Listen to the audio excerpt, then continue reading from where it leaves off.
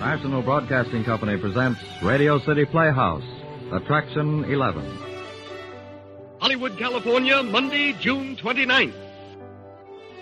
Presents the finest in motion picture entertainment, Academy Award. From Hollywood, Skippy, America's largest selling peanut butter. Cary Grant, Katharine Hepburn, and Jimmy Stewart. The Lux Radio Theater welcomes you all.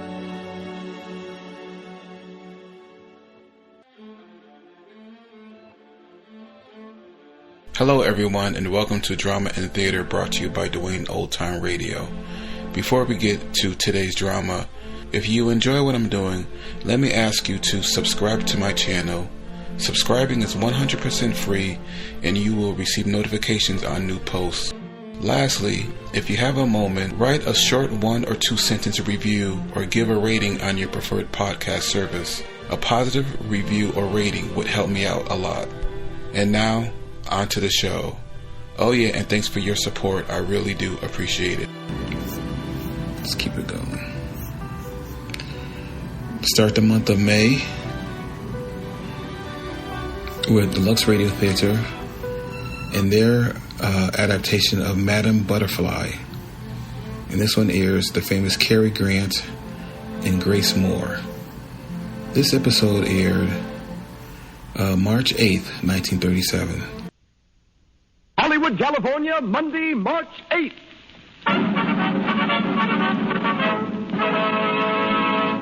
The Lux Radio Theater presents Grace Moore and Cary Grant in Madame Butterfly with Pedro de Cordova and Merrick Windheim.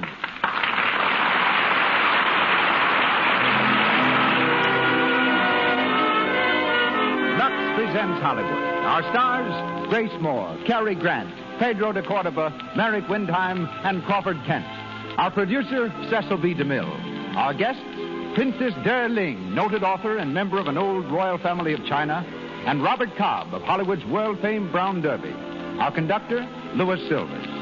This presentation comes to you through the makers of Lux Toilet Soap, direct from the Lux Radio Theater on Hollywood Boulevard, in the hope that your pleasure in listening to Madame Butterfly equals their pleasure in bringing it to you. Welcome, everyone.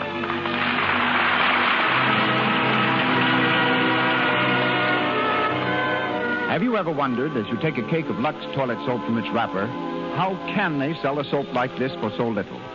Well, it's true that Lux Toilet Soap is an amazing value. Will you check off some facts with me? It is made just as the costliest French soaps are made, and of the very finest ingredients. It is mild, pure, snow white. It is delicately fragrant with an exclusive, expensive perfume.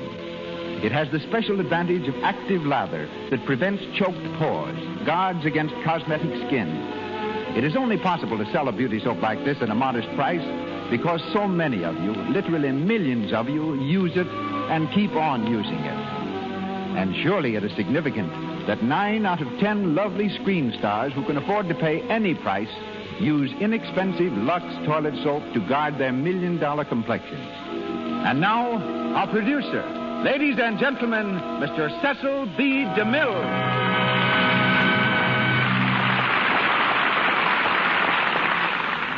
Greetings from Hollywood, ladies and gentlemen. With the vigilance of an eagle guarding its young, the late David Belasco cherished his reputation as a producer of nothing but successful plays. Yet the time came when Mr. Belasco sponsored a production that the public did not like. It was called Naughty Anthony, and failed despite the talents of Blanche Bates and Frank Worthing. Mr. Belasco was equal to the occasion. He wrote a one-act play from a story by John Luther Long called Madame Butterfly, presenting it as an extra offering immediately after the last act of Naughty Anthony. With Blanche Bates as Butterfly, the play was a sensation. Yet at 8:30, the theater was consistently empty. It wasn't until after 10 o'clock each night that the ermined elegance of New York society stepped from their carriages and crowded the theater. One of the 10 o'clock scholars was an Italian composer named Giacomo Antonio Domenico Michele Secondo Maria Puccini. He saw the play, conferred with Belasco, and wrote his immortal opera, Madame Butterfly. In our story tonight, we borrow from both play and opera. Since the opening of Columbia's new film, When You're in Love, Hollywood is hailing Grace Moore and Cary Grant as the most important team of the new year. Miss Moore has reached the fame in grand opera, motion pictures, radio, and on the concert stage that comes only to the truly great. In her first starring picture, One Night of Love, she sang the arias from Madame Butterfly, thereby introducing grand opera to talking pictures. We welcome her tonight as the little geisha girl, Cho-Cho San. Our Lieutenant Pinkerton is Cary Grant. Born in England, Cary ran away from school when 13 to become an acrobat. A month passed before his father caught up with him. But 3 years later, Cary was back with his old troupe. He came to New York, first as a comedian, later as a singer in operettas, thence to Hollywood, where 23 pictures have elevated him to well-earned... Hey, if I married an American cabaret singer, you wouldn't turn gray over it. If you're an American girl, I'd say go to it. But these girls are different. Now, what's going to happen to her when you go back to the States? You can't take her with you, Pinkerton.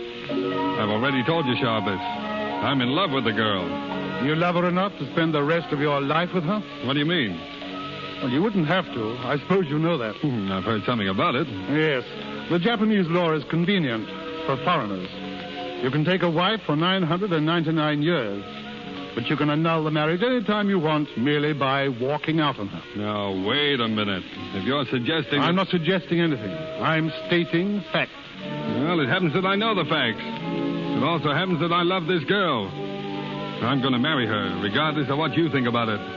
Well, it's your life, Pinkerton. You can do what you want with it. Oh, forget it. Come on, Sharpless. Snap out of it. Which girl is it? She's here at this tea house. Her name's Cho-Cho San. The one they call Butterfly? Yes, you know her? Oh, I've seen her. She's a pretty little thing. So young. She's like a child sometimes.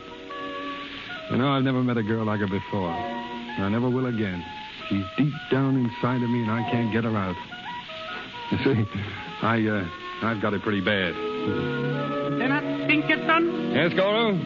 Cho-Cho San says she waits your pleasure.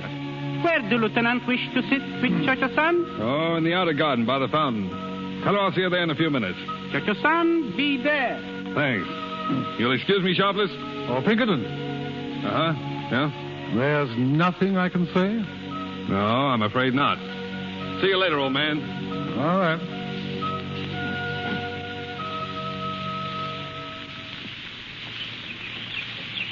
Butterfly. Oh, Lieutenant B.F. Pinkerton. You're glad to see me? Always so glad to see you. You bring me something today. A present, Lieutenant B.F. Pinkerton? No, not today, Butterfly. Oh, it is no matter. Well, I'm sorry I forgot.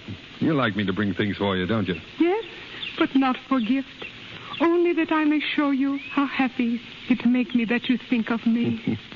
Let's sit down, shall we? We must not stay long. Soon I must go to Inner Garden to sing there. Oh, they can wait. You're much more important to me right now. Oh, Lieutenant B.F. Pinkerton, how nice things you say. But I am geisha girl, and geisha girl must sing. Mm-hmm. Tell me, do you like this life, Butterfly? Like? It is so hard to tell. It is the only life that ever I have known. Once, long, long ago, when I was such a little girl, I lived at American Mission. Mm-hmm. I remember there how quiet it was, how happy the life. They teach me there to sing, to play, to speak as you, American language. Oh, I remember such a small part of that life. It was so long ago. Mm-hmm. How did it happen that you lived at a mission? My mother, she died. Then my father. I was alone. They take me to mission to live there. But one day came my uncle to the mission and take me away. Mm. My uncle, he is priest, a bonzo. A priest? A priest of Japan. He take me from mission and bring me here to sing as geisha girl.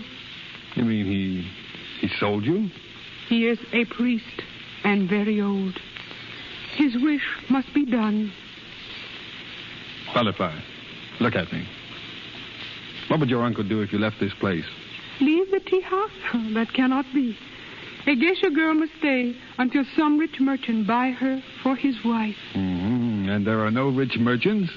None that I like. They are not kind in their hearts like you, Lieutenant B.F. Pinkerton.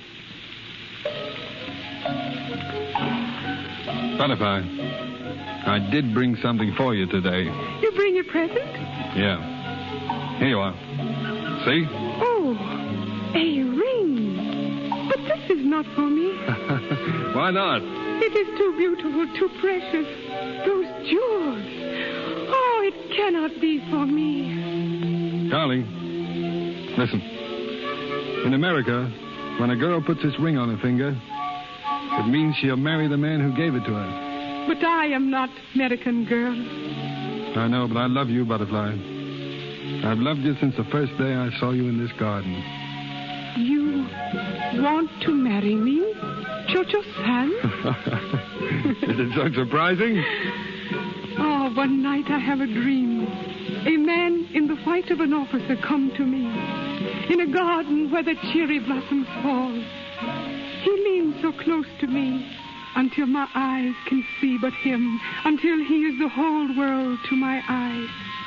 And then he whispered to me, telling me of his love.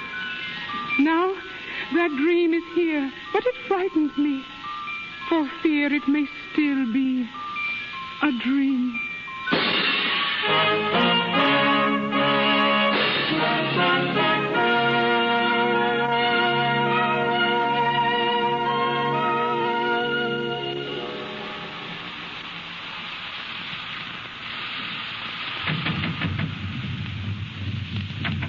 Suzuki. Lieutenant Pinkerton? Has everyone gone? Wedding party all gone. Eat many cakes, drink much wine. Well, they're welcome to us. Say, Japanese girls have a lot of relatives, haven't they, Suzuki? When girl marry rich American, always many relatives to help feast. Suzuki outside. Call if you want. All right.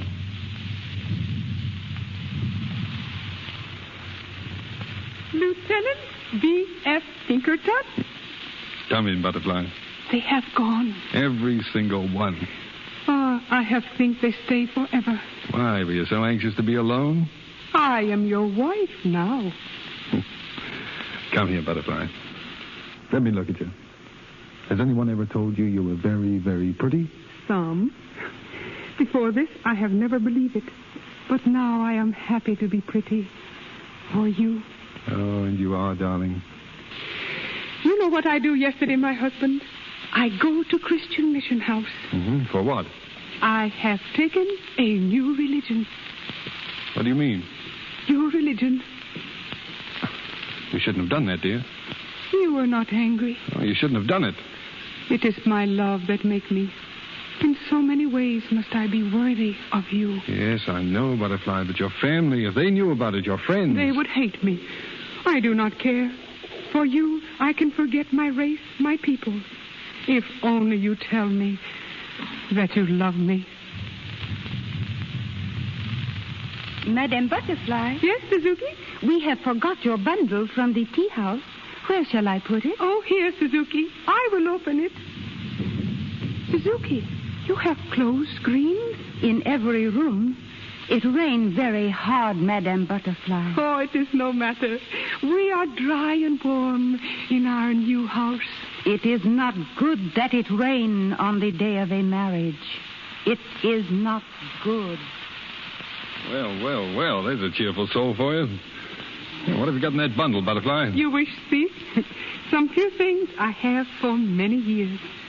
See? What's that thing there? Looks like a small sword. That I hold most sacred. It was my father's. It is written here something, here on the sword. Yeah. To die with honor when one can no longer live with honor. What does that mean? My father was a soldier.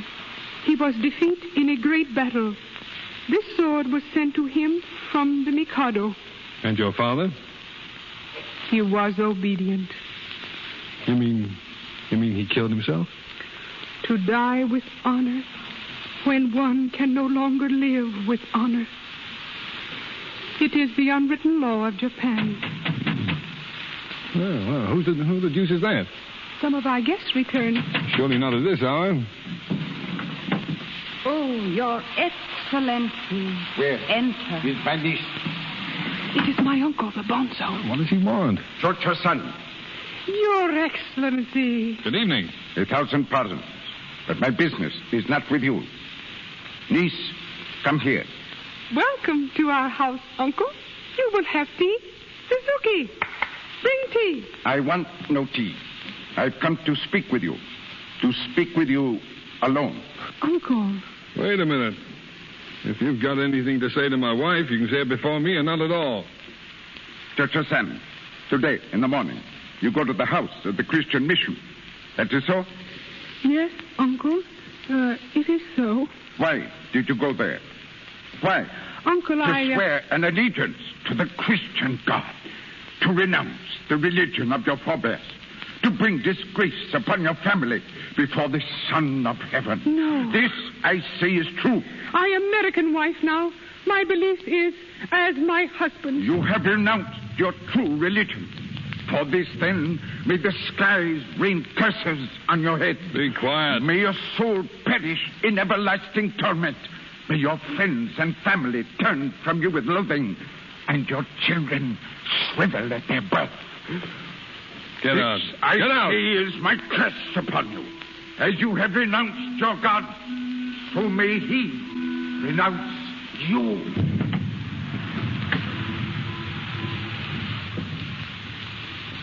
Butterfly. Butterfly. You hear what he say? Yes, dear. Try not to think about it. Come here, darling. Hold me close, please. So very close, Lieutenant B. Pinkerton. I am afraid.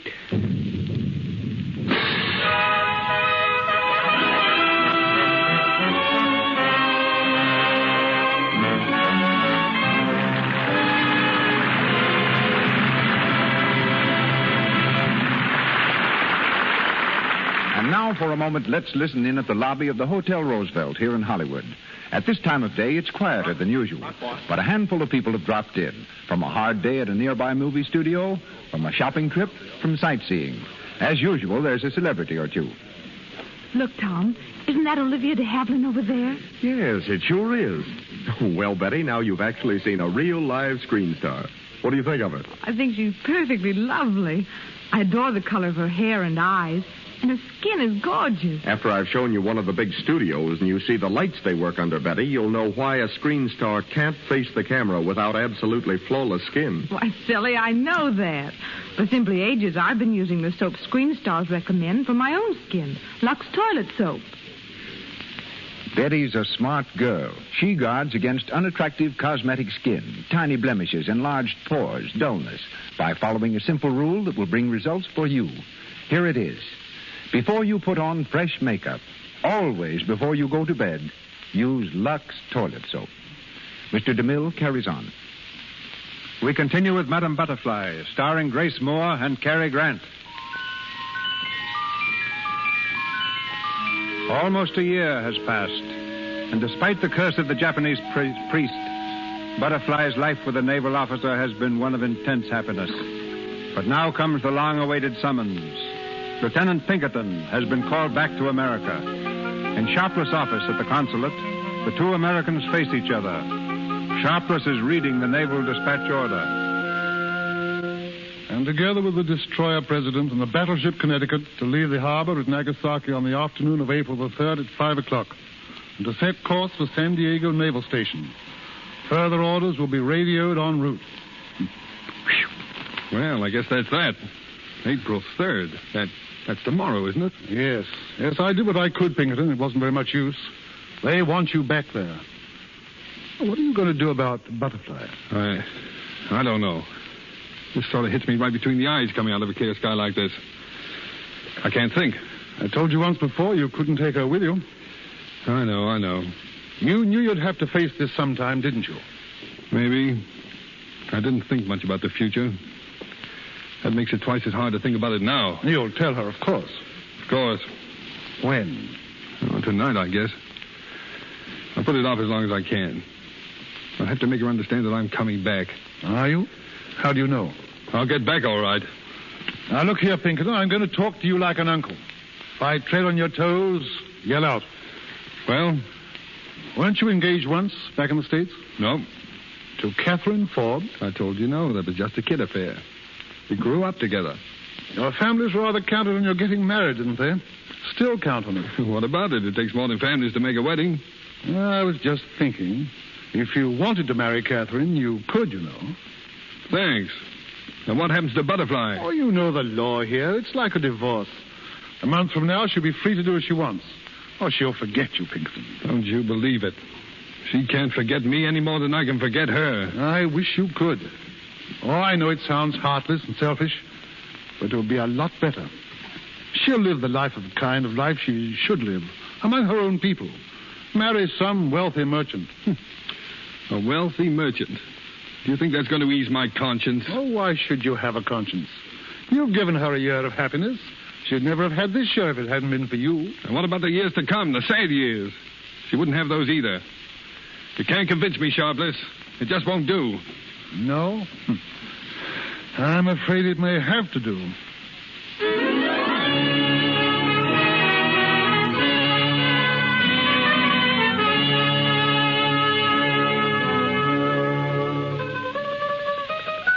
Butterfly.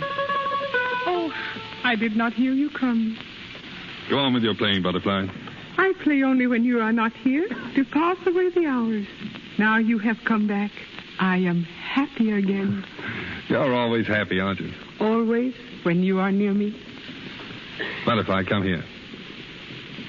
How would you feel if I had to go away? I should be sad. Yes, but if it weren't for long, just a little while. I should be sad, but happy. The hours would seem as days, and the days as years. But never would I tire of waiting. You make it very difficult, dear. I don't know what you mean. Well, you see, I do have to go away. Oh, no. Yes, Butterfly. They've called me back to America. The order came today. When must you leave? Tomorrow, dear. We sail at sunset. Tomorrow. At sunset. Yes, dear. Oh, tomorrow. It is so short a time. And I shall miss you so. And yet, it is right. What is right? It has been said that for every moment of happiness, there must be one of pain. I have been too happy with you, much too happy. And now I must know the pain. Oh, you mustn't feel that way, Butterfly. It may not be for long. How long? I don't know, dear. It is now the time when the robins nest. Do you think that when they nest again, you will come back to me? Yes, Butterfly. When the robins nest again. Oh, it is such a very long time. Try not to think about it, dear. We still have tonight. Yes, tonight. And I shall remember everything you say and everything you do.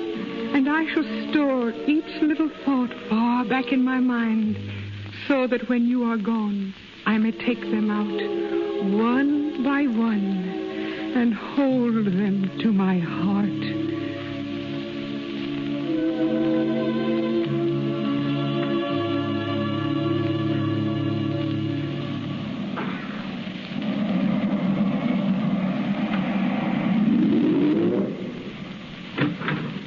Lieutenant Pinkerton reporting, sir. Oh, come in, Lieutenant. Sit down. Thank you, sir. Just received an order from the base, Lieutenant. I don't imagine it'll be much of a surprise to you, though. Order, sir? They're putting you ashore for a while, Lieutenant. Ashore? Yes, at San Diego. They'll report to Commander Wilson there. He'll instruct you in your new duties. But I don't understand, sir. You mean I'm not to be with the fleet any longer? Not for a while. Didn't Sharpless tell you? Sharpless? No, sir. Well, you'll assist at the training base. They need a good man, Lieutenant. I recommended you for the post some time ago. Oh. So that's what Sharpless meant. How long am I to stay there, sir? A year or two. Possibly 3. 3 years? I can't do it. What's that? I can't. This is not a request, Lieutenant. It's an order. But No, sir, but I'd rather resign. You can't resign in the face of an order, Lieutenant Pinkerton. We don't ask men what they'd like to do in the Navy. We tell them to do it. Anything else? No, sir. Nothing, sir.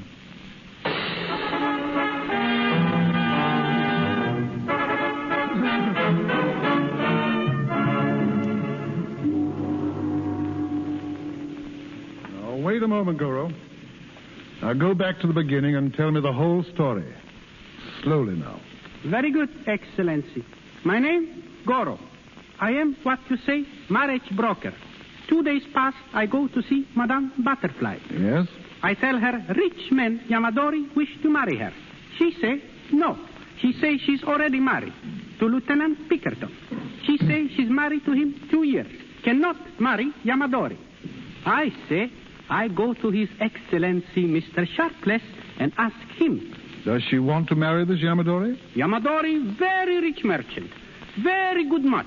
Oh, but does she want to marry him? She will marry. Goro get big commission. Oh. Well, then tell her she's free to do as she wants. She can marry Yamadori tomorrow. Very good, Excellency. Goro tell her. She be very pleased. But, Lieutenant Pinkerton, you will tell him, Excellency, that Madame Butterfly is to marry? Yes, I'll tell Pinkerton. He's in America now, but I'll write and tell him today.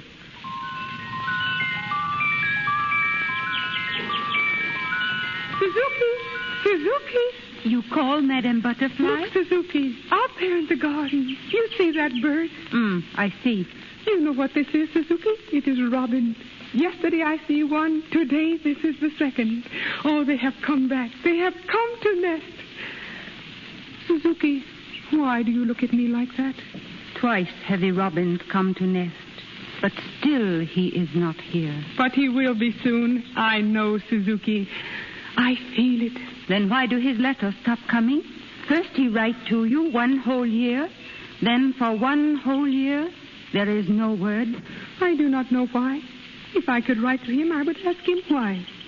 But there is reason, Suzuki. There must be very good reason. You do better to forget Lieutenant Pinkerton.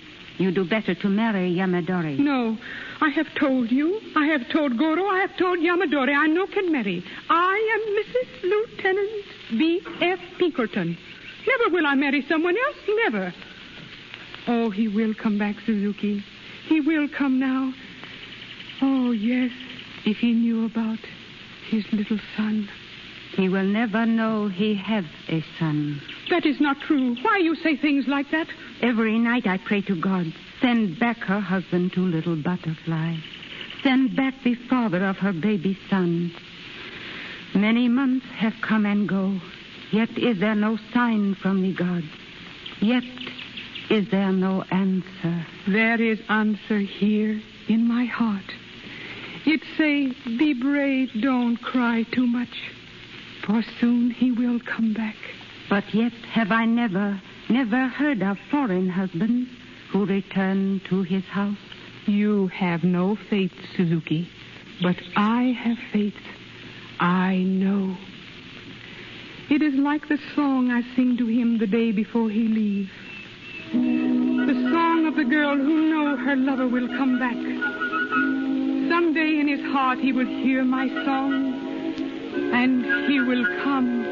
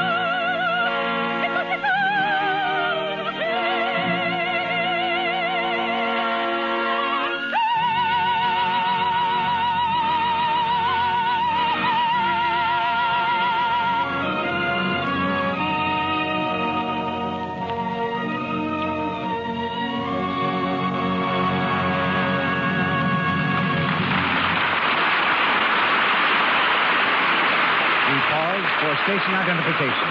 This is the Columbia Broadcasting System. This is KNX, the Columbia Station, Los Angeles.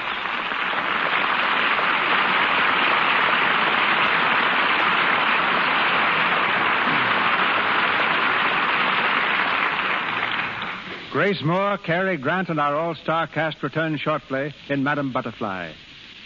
The scene of our play, Japan, was the home for several years of tonight's royal guest, the Princess De Ling, member of the imperial line of Manchus, who ruled China from the middle of the 17th century to 1912. Daughter of the late Lord Yu Keng, eminent Chinese Minister of Foreign Affairs and ambassador to many European nations, Princess De Ling, now a resident of California, is a noted lecturer and author of many books on the Orient. Ladies and gentlemen, Princess De Ling.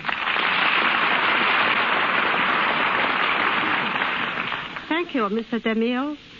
Listening to tonight's play brings back memories of a childhood spent in Japan when my father was ambassador in Tokyo. It was there that my tutor taught me the same dances that Madame Butterfly would dance as a geisha girl. There also did I learn the Japanese art of arranging flowers. Each year, blossoms become an occasion for imperial festivities in Tokyo. My meeting with the Emperor and Empress of Japan, parents of the present ruler, took place at the cherry blossom garden party. I was greatly impressed by the loveliness of the Japanese women. What beauty care they use, I frankly cannot recall. But I do remember well that the Empress Dowager of China, the wrath of the Manchu ruler, was exceedingly particular about her personal appearance. Are you going to tell us that Lux soap penetrated even to the Forbidden City in Peking? No. The Empress lived in the days before Lux toilet soap. But I use Lux toilet soap, Mr. DeMille, and I am convinced there is nothing better. I was about to enroll in Vassar College when the Empress summoned me to the palace as lady-in-waiting. What are the duties of a lady-in-waiting? I had charge of her jewel room, her blue diamond crown, her pearl cape made of 3,500 pearls as large as canary eggs were almost as nothing in that room of fabulous wealth. But the real task of a lady-in-waiting was to entertain Her Majesty. And what gave her the most pleasure? Reading, particularly The Taming of the Shrew and Romeo and Juliet were great favorites. There were those who say the old Empress had no heart. But when I finished Romeo and Juliet, she looked at me for a moment and quietly said, "It is quite true. Without love, there is no reason for life." With the Empress, the sun set on another line of royalty. Since those days, I have lived throughout the world, and I assure you all, there is no other country where being alive can mean so much as in my adopted land, the United States of America. Thank you. Thank you, Princess Gering. Once more, Madam Butterfly, starring Grace Moore and Cary Grant. Another year has gone by, but Butterfly's faith is still unshaken. With the passing of each day, she's happier, secure in her belief that every hour brings her husband closer. Meanwhile, on the other side of the world, the American naval officer has been trying to forget his Japanese wife, thinking that she's married the wealthy merchant. He's received new sailing orders, a trip to the Orient, to Nagasaki. It's the night before his departure. An officer's dance is in progress on board his ship. Pinkerton stands at the rail, gazing thoughtfully across the bay. Hello there. Huh? Oh, hello, Catherine. I've been looking all over for you. What are you doing? Hiding? No, I just came out here to think. About me? Oh, sure. Oh, look out there. It's beautiful, isn't it? And tomorrow you'll be sailing out across it, into the sun. Yes. I'll bet I beat you to Japan.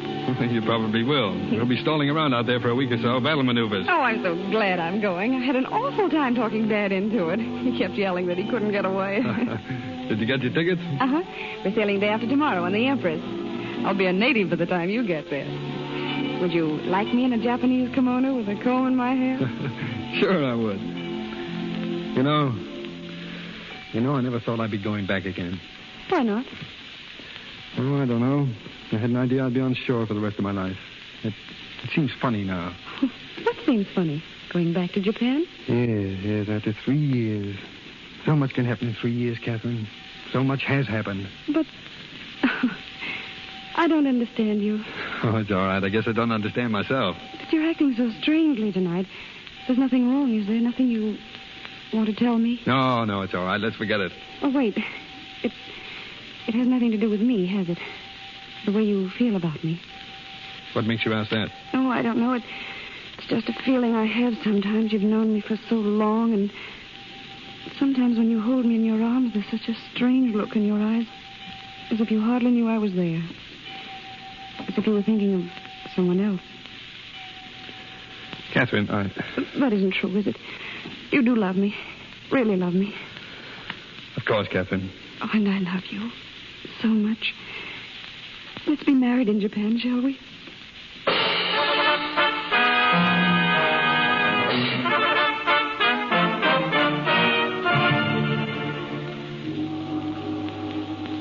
Madam Butterfly? Yes? His Excellency, Mr. Shopless. He is here. Oh, come in. Enter, Your Excellency. Good afternoon. I am so glad you come. Your presence light my house. Thank you. Why did you not come before? Well, I've been very busy. How have you been? Oh, very nice. You've been happy? Oh, yes. Butterfly, I heard some time ago that you were to be married again to Yamadori. That is so funny. Goro, he come to me and say I should marry. But how can that be? I'm already married. Goro, say, when Lieutenant Pinkerton leave you, it is divorce. But I tell him no. To leave a wife is no divorce in the country of my husband.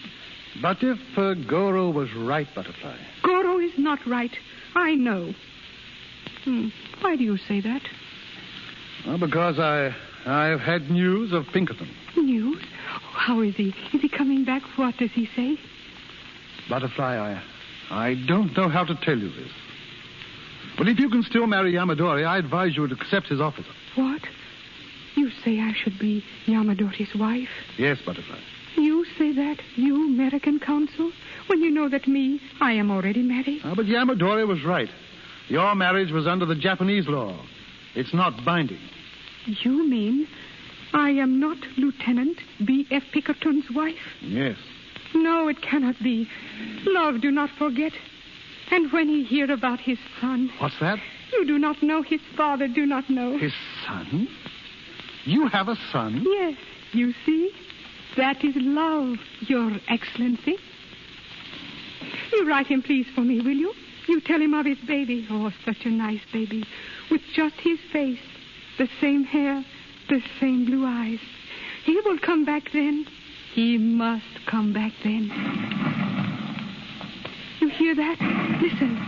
Madame Butterfly. Yes? Madame Butterfly. Yes. The boats, the 4 American boats. They sail into the harbor. The American boats. Your Excellency, the American boats.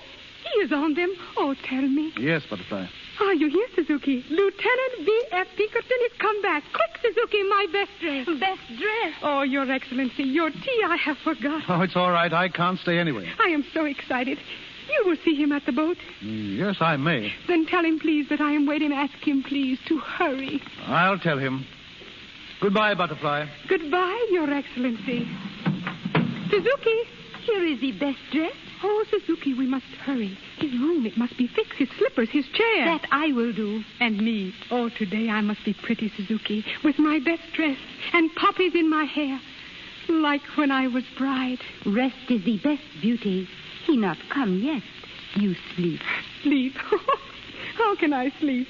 Oh, no, Suzuki. We will wait for him. I in my best dress and our son in his finest suit. There we shall sit by the window as we have so often. And soon he will be here. Soon. Soon.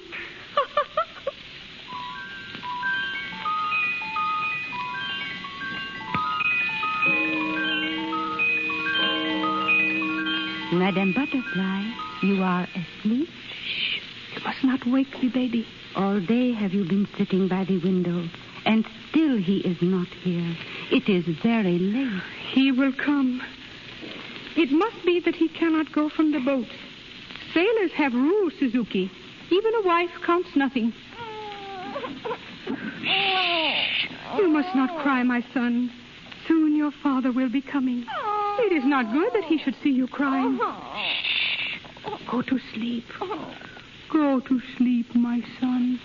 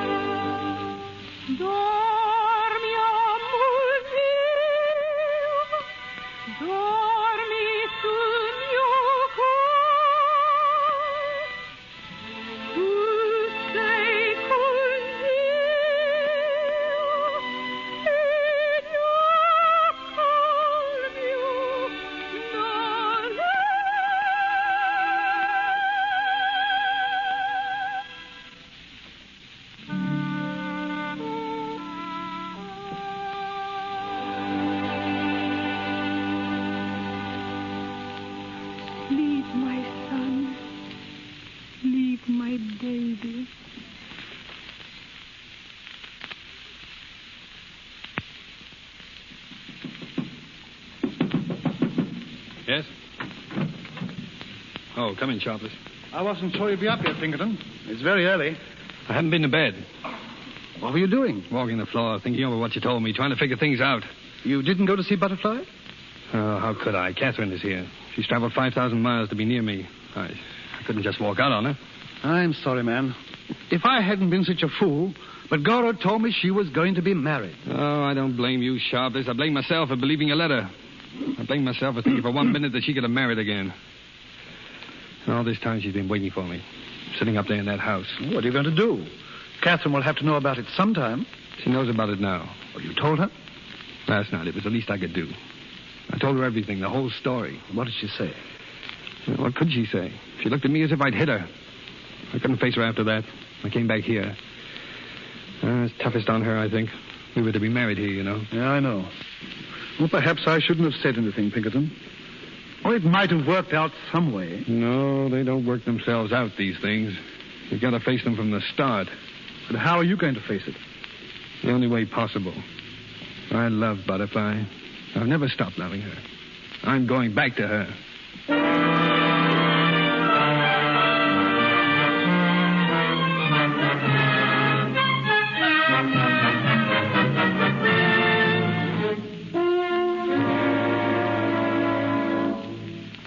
Please, I've got to see her. Tell her I've got to. All night she has been sitting up. She is tired. Oh, please, you don't understand. Suzuki, who is there? Oh. This lady has come. She wants to see you. Me? Are you Madam Butterfly? Yes. What is it, please? You don't know me. My name is Catherine Forbes. It's very important, or I wouldn't have come at this hour. It's about Lieutenant Pinkerton. Lieutenant Pinkerton? I have waited for him all night. You know where he is? Yes, I do. Then why doesn't he come to me? Why? Because he thought that you were married again. Because he thought you'd forgotten him. Forgot him? Oh, no. He couldn't have think that. But he did. I know he did. How you know? Because he was engaged to me. Engaged? Do you know what that means? He was going to marry me. Make me his wife. Make you his wife? No. Oh, I love him. That's why I've come to you, to ask you to give him up. I'll take the baby if you wish. I'll bring it up as my own, but please, don't ruin his life. Don't make him come back to you when he wants to come to me. Did he tell you that? That he loved you more than me? How could he tell me? He's tied to you now. He thinks he must come back. But you won't ask him to, will you? You won't make him give up everything. His career, his life. He loved me.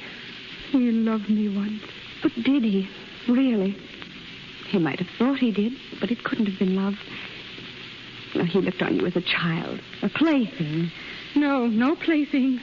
I am Mrs. Lieutenant B.F. Pinkerton. If I am not that, then I am nothing. But he loves me. Now, please try to understand. Try to understand how much better it will be for him. And try to help him. If you love him, you will help him. Better for him? You do see that, don't you? I don't know. But if it is better, you would see him now? When I go back, yes. Then tell him that I am not unhappy. Tell him I wish for him all that he wants. Thank him, Mr. B.F. Pinkerton, for all the kindness he has shown me when he was here. And tell him that perhaps I marry soon another man, a very rich man. Oh, thank you. Thank you, Madam Butterfly. Suzuki? I am here. You heard what she says, Suzuki. She is right. He do not love me. I am no longer Mrs. Lieutenant B.F. Pinkerton. Madam Butterfly. No, do not cry. It is no use to cry, for tears will not bring him back to me again.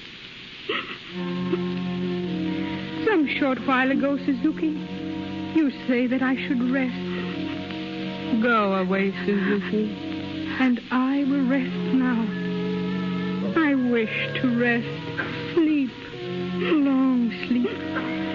And when you see me again, look whether I be not beautiful once more. As a bride.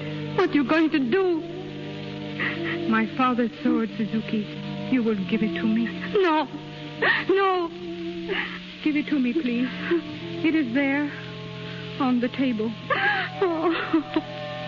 Now, so that I have no more pain. Goodbye, Suzuki. Go now, please. To die with honor when one can no longer live with honor.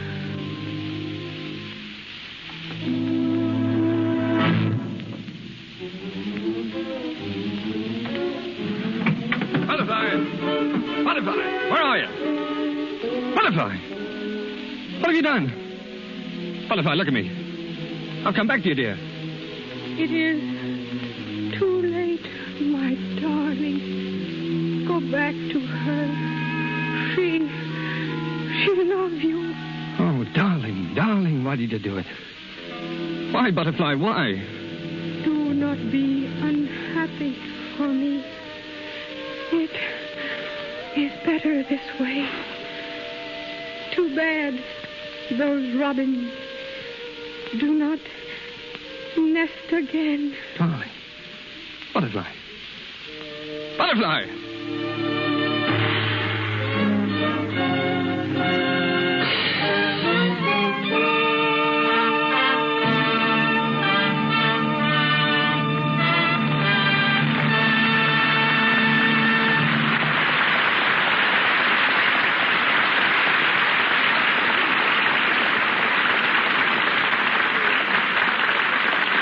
Play is done.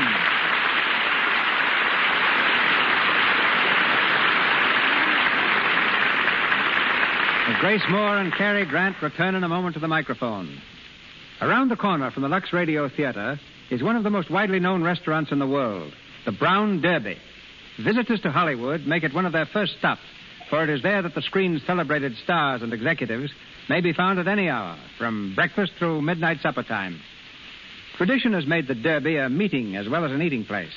Between its walls, many a contract has been signed, and many other writers and composers famous for works born over a cup of Derby coffee. Robert Cobb, president of the Brown Derby Corporation and husband of Paramount star Gail Patrick, is here tonight with a word about Hollywood's table mannerisms. Ladies and gentlemen, Robert Cobb. Thank you very much, Mr. DeMille. But all this finds me a little bit uneasy, ladies and gentlemen, because you see the landlord of the Brown Derby happens to be Mr. C.B. DeMille. That's all right, Bob. Just relax. The rent's been paid, and there's nothing more I can demand except one of your famous Derby salads for tomorrow's lunch. I might suggest, though, that you tell our listeners how the Derby originated. The Derby was founded by the late Herbert K. Sanborn. When his friends tried to discourage him, Mr. Sanborn always replied, I could build the kind of a place I have in mind inside of a Brown Derby and still make it successful. Now, we've told our audience from time to time what the stars wear, how they spend their spare time, what they do culturally, how they... Keep their complexions? Yes, I seem to have a vague recollection of touching lightly on that subject before. Then before you go on, I might say that you, with Lux Toilet Soap, and I, with a bill of fare, are aiming at the same thing, to deliver the very best. The lounge rooms of the Derbies are supplied with Lux soap exclusively for the convenience of the stars. And incidentally, we also use it in our home. Now, let's see. Where were we? I just stopped you from serving a Lux soap sandwich. So, I suggest you tell us something of the stars' appetites. Well, they vary a great deal. I found the dish of Wallace Berry, for instance, to be nothing more elegant than corned beef hash. While Gary Cooper is strictly a beef stew man. Marlena Dietrich's pet dish is lobster thermidor, and Clark Gable and Carol Lombard go for T-bone steaks. But Joan Bennett likes dainty dishes. Ann Southern keeps in trim by eating non-fattening vegetables. But when George Raft waltzes in, the chef immediately puts on another hamburger deluxe. Stu Irwin and Eddie Sutherland, the director, have a yen for Chinese food, but Joey Brown has no favorites. He likes food and plenty of it. My wife, Gail Patrick, is also a very good customer of the Brown Derby. As a matter of fact, she thinks the kitchen in our home is a place to store trunks. By the way, since I promised to take Gail out to dinner tonight, I'd better say thanks and goodbye, Mr. Where are you taking her, Bob? Oh, we thought we might try something different for a change. Probably go to the Derby.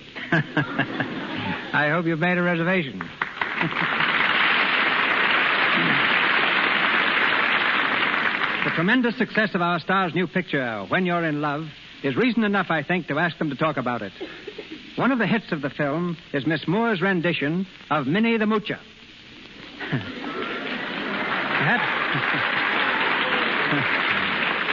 Perhaps she'll tell us what it's like for an opera star to go Harlem. Ladies and gentlemen, Grace Moore and Cary Grant.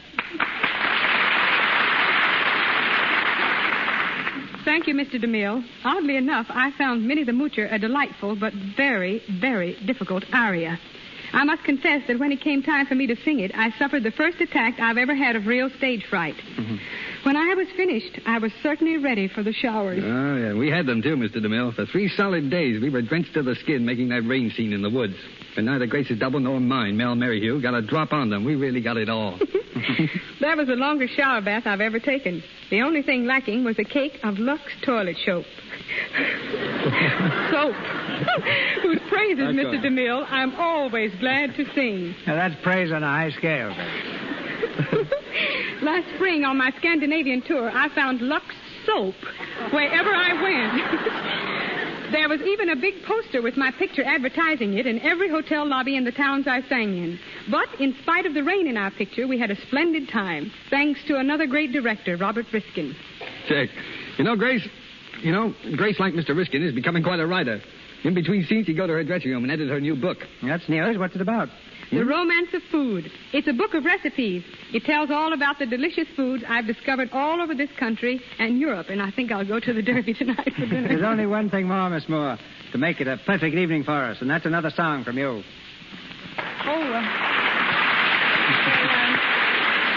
What would you like to have me sing, Mr. DeMille? Whatever you'd like to sing, Miss Moore. Well, tonight's program sort of brings back old memories, fond memories. So just for old time's sake, I think I'll sing Chitty Bitty Bee.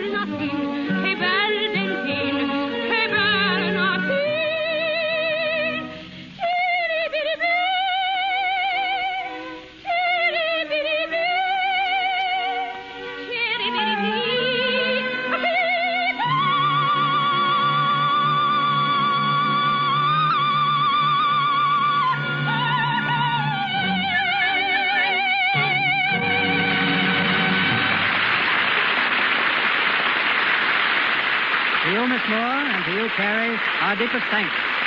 We look forward to having you both with us again in the near future.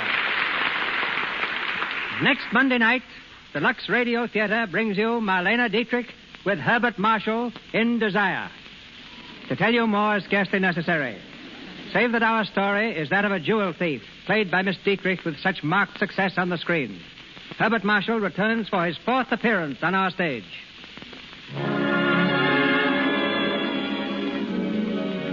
Our sponsors, the makers of Lux Toilet Soap, join me in inviting you to be with us again next Monday night when the Lux Radio Theater presents Marlene Dietrich with Herbert Marshall in Desire. This is Cecil B. DeMille saying good night to you from Hollywood. Your announcer has been Melville Ruick. This is the Columbia Broadcasting System.